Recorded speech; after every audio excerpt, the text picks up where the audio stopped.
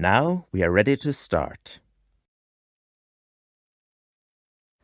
Today I bought the ecological calendar that has peculiar formatting on its title. The calendar is apparently available in a few different formats. The one I've bought is a weekly planner for 2007, although it starts at the winter solstice, so it includes part of December too. It's partly in the standard Gregorian format, so I don't have to worry about making mistakes in it that take away from its usefulness. In 1997, I had a weekly planner where the week started with Monday instead of Sunday, as it does in some countries, and that little change caused a lot of havoc in any kind of scheduling that I tried to do. However, it pairs the usual Gregorian calendar with a lot of information about the astronomical and seasonal changes that are happening at that time of year, so that you get the feeling of being connected to the grand cycles of nature, what the plants and animals are doing, when you can look for meteor showers, that sort of thing. It's quite detailed. This calendar concept is the one that is dear to me. It's part of what I was trying to accomplish when I was working on my own calendar project called the Book of Days, which was supposed to give a sense of the passage of time so that each part of the year is meaningful.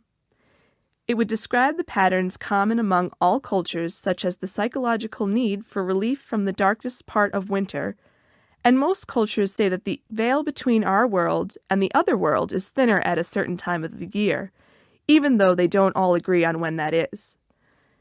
It would tell about the cycles in nature such as seasons and any light-hearted contemporary events such as Rabbit Hole Day.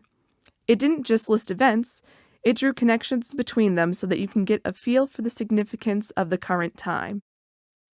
However, the Book of Days was a very time-consuming thing to try and work on every day. I'd hoped that it would become a voluntary group project and thus would lessen the load of each contributing individual, but other people seemed to lack interest.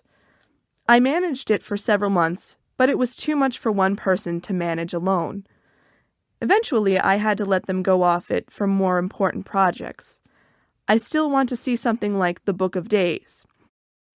That's why I'm so glad to see that someone else has executed a similar project, the ecological calendar.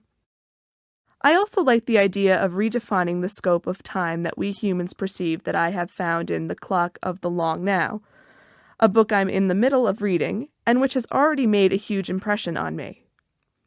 That book argues that we need to expand our concept of time, which looks not only at the present, back into the past, and into the future at least a century each, but which also encourages us to learn from the past as well as consider our impact on future generations.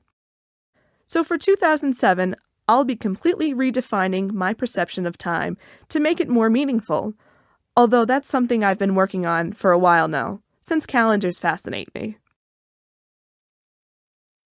You have 15 seconds to complete the task.